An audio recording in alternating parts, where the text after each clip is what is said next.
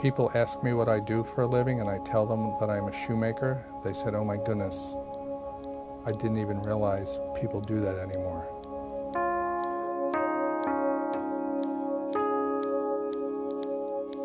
I was introduced to shoemaking through my father, who had started this business in Doylestown many years ago, and I was probably all of 4 years old. That's when it all began.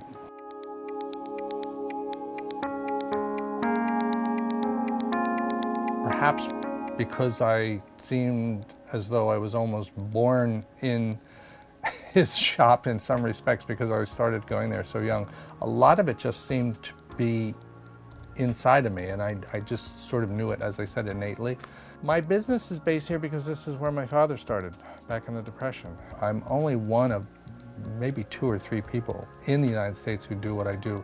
The craft of shoemaking itself is very labor intensive and very detail oriented. I think every shoemaker, myself included, probably brings their own little tricks of the craft to the design table and to the whole making process.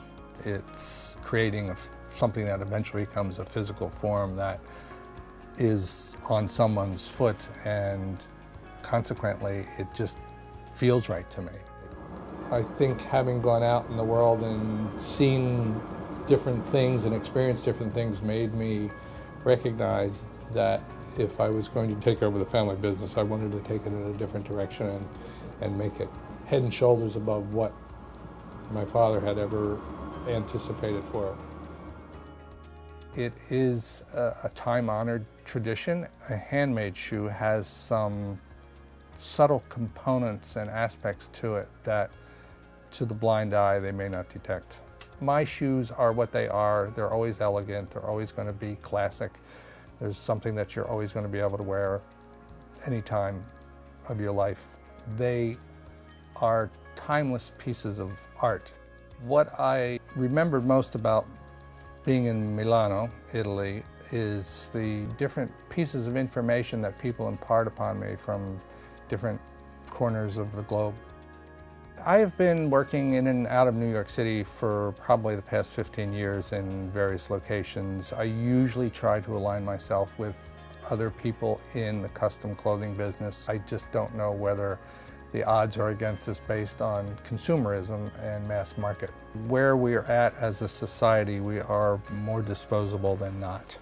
The forces of the business world are sort of stacked against us in the long run. Made in America is somewhat of a lost leader, I think, at this point. While there are people like myself and other small manufacturers who are doing an admirable job trying to realign that whole brand image of America, it may in the long run be an uphill struggle.